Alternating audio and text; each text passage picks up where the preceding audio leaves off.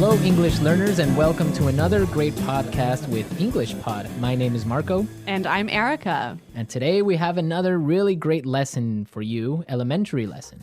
That's right, and it's another lesson about money. We have no money here at English Pod. We are in debt here. In debt. Yes. Okay, In debt. So what does that mean? Why don't you tell us? If I owe you money, I'm in debt. In debt. In yes. fact, I think I am in debt to you. You owe me $2.50 for a Coke Zero today. That's true.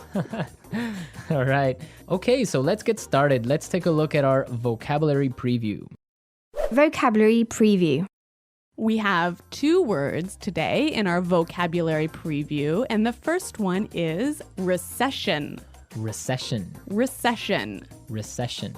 So, recession. Everyone's talking about it right now, and what does it mean? I don't know. That's your job. I don't know.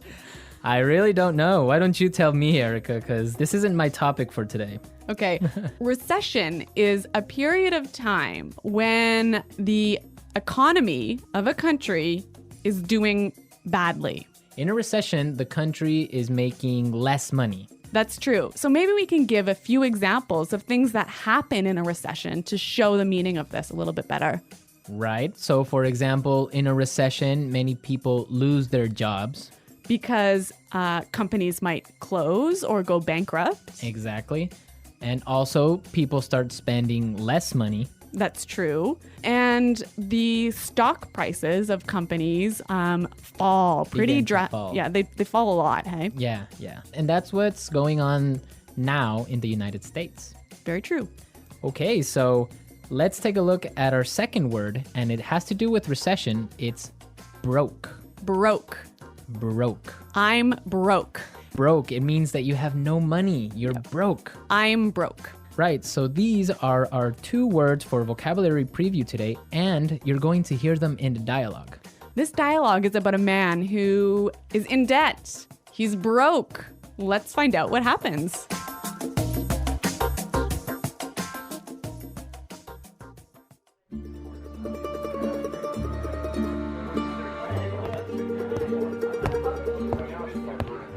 Hello, I'm here to see Mr. Corleone. Right this way, sir.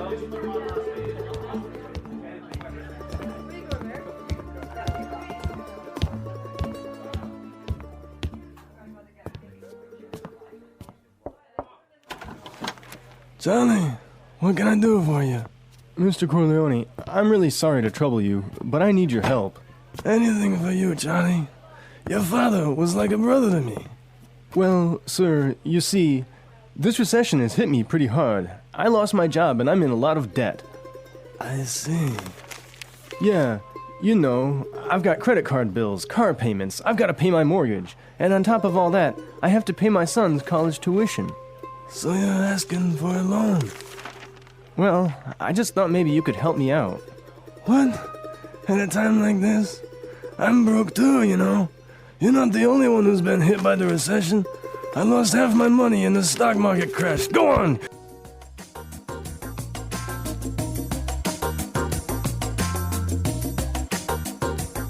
Okay, so that was a bit unexpected. Yeah, that was certainly strange. He didn't go to the bank to ask for money, did he? No, he went to the mob, and the mob is broke. Oh no, you know it's a bad recession when even the mob runs out of money. All right, so why don't we start by looking at our language takeaway? Language takeaway. All right, so for today's language takeaway, we have 4 words from the dialogue, which we think are really important. Yes, so why don't we start with the first one? Loan. Loan. Loan. Loan. So Erica, tell us about a loan. What is a loan? Okay, when you borrow money, you get a loan. A loan, yes. Not to be confused with alone, like by myself. No, so this is L-O-A-N. Loan. Right. Okay, great. Let's take a look at our second word, mortgage. Mortgage. Mortgage. Mortgage. Now, this is very common. I'm sure many of you have mortgages. What is a mortgage? A mortgage is a type of a loan. Basically, it's a loan that helps you to buy a house. A house or a property. Yeah. So this is a funny word. I mean, there's this strange mortgage with a T. Yeah, it has a T in it, but you don't pronounce it. You say mortgage. Mortgage. So not mortgage. Not mortgage. Mortgage. Mortgage. Yeah. I had trouble spelling that one for this lesson, so I learned it well now. Okay. Let's move to our third word today. Hit me pretty hard. Hit me pretty hard. Hit me pretty hard. Hit me pretty hard. I think we have some examples that will help us understand this phrase. Example 1. My divorce hit me pretty hard. I'm so depressed. Example 2. This cold has hit me pretty hard. I've been in bed for a week. Example 3. The news of Fluffy's death hit me pretty hard. I've been crying for days. Okay, so that's a lot clearer. Yeah. Great. Why don't we take a look at our last word for language takeaway? Tuition. Tuition. Tuition. Tuition. So this is the money you have to pay to your school so that you can study there. Right. Usually it's in college, right? Or university. Yeah, but sometimes in some countries you have to pay tuition for public school. Okay, great. So it's time to listen to our dialogue again, and it's going to be slower so we can listen to all the words that we just talked about.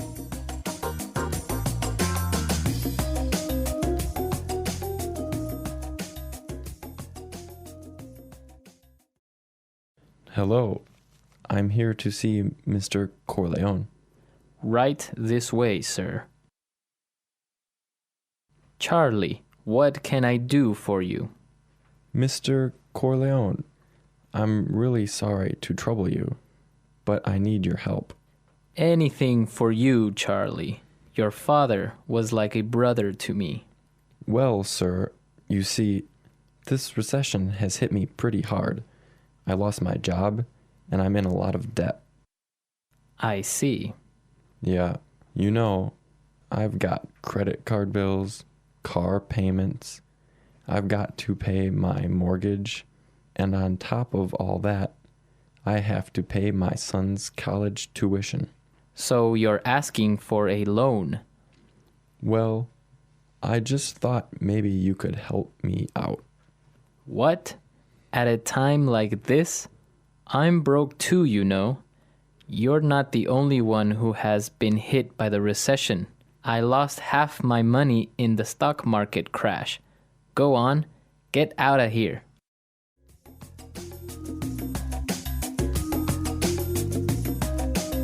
Okay, so I think a lot of the key language we just talked about is a lot more clear now. But you know, I also noticed some really interesting phrases in this dialogue. Yes, I did too. So let's start with Fluency Builder. Fluency builder. Fluency Builder is a tool that we use to help you sound more native. Right, so you can sound more natural when you're speaking. So we take a really common phrase and we show you some great natural ways of expressing that same idea. Exactly, and today we have 3 of these examples. Let's start with the first one. So this phrase we use when we want to ask somebody, "Can I help you?" What can I do for you? What can I do for you? Yeah, that sounds really, really polite and really natural. Right, so instead of saying, can I help you? Or, I don't know, what do you need? We can just say, what can I do for you? Exactly. Great. So let's move to our second phrase. This phrase we use when we need something, when we want to say, I'm sorry to bother you. Or, I'm sorry to interrupt. Okay, let's listen. I'm really sorry to trouble you. I'm really sorry to trouble you. I'm sorry to trouble you. This phrase might be a little bit more difficult to understand how it's used, but we've got some examples. Yes, so let's listen. Example 1. Can I trouble you for a moment? I just need you to sign this form for me. Example 2. I'm sorry to trouble you, but may I go home early today? Example 3. Can I trouble you for a pen? Mine is not working anymore. Okay, so now let's take a look at our last phrase for Fluency Builder. On top of all that. On top of all that. On top of all that. This is a really useful phrase. Marco, how would you use it? Well, for example, today I lost my job, Oh no. my car got stolen, Oh my God. and on top of all that, my girlfriend broke up with me. That was a terrible day. It was. But don't worry, you can use this phrase also in a positive way. That's true. You could say, so today was a really great day. It was my birthday and all my friends came to visit me, and on top of all that, I got a million presents. That is a great day. So you can use on top of all that in this way. It's like, and also. And also, yeah. Yeah, so on top of all that. So we are ready to listen to our dialogue a third time. We can hear all the words that we just talked about and all the phrases, and you'll definitely be able to understand a lot better now. Hello, I'm here to see Mr. Corleone. Right this way, sir.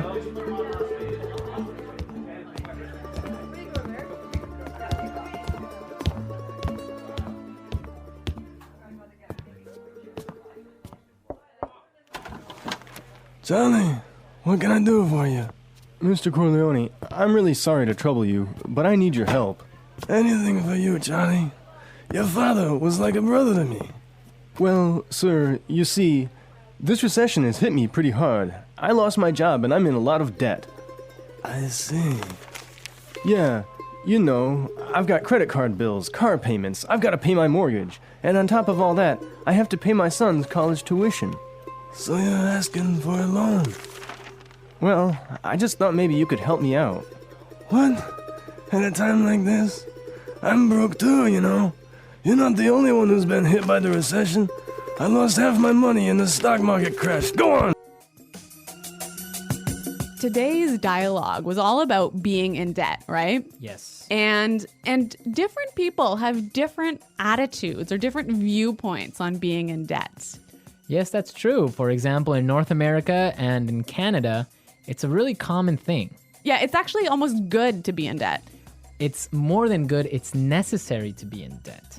That's right. Unless you have a history of being in debt and regularly paying off your debts, you can't actually borrow money. You can't get a mortgage. You can't get a car loan so you can buy a new car. Right, that's called a credit history. So you must have a good credit history in order to be able to, like you say, buy a car or buy a house. Yeah, and you know, the funny thing is, when I was in university, maybe I was 18 years old, the first thing that happened at university was, you know, banks came to our university and started offering you credit cards. So you can get a credit card when you're 18, no problem.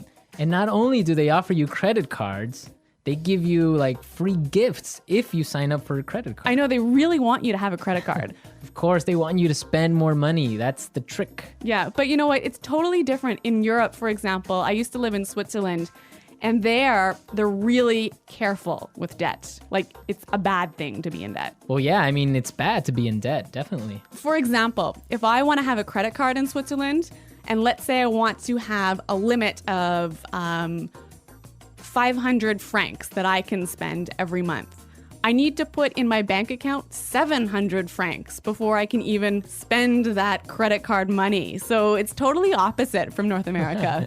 Well, yeah, I mean, in North America, it's crazy the way that people are in debt, and it's showing now with the recession, right? Yeah, that's true. So everyone be sure to handle your money carefully. Don't be in debt unless you really, really have to. Good financial advice from English Pod. English Pod Financial Advising Service. Okay, everyone, thanks for listening. Now remember, if you have any questions or comments, please visit our website at englishpod.com. Right, Erica and I are always there to answer all the questions, and we really like to receive comments and suggestions from all our users, so be sure to go and leave us your comments. Okay, Marco, it's been fun. Yes, it has, but sadly we have to go now, so until next time, it's Goodbye. bye.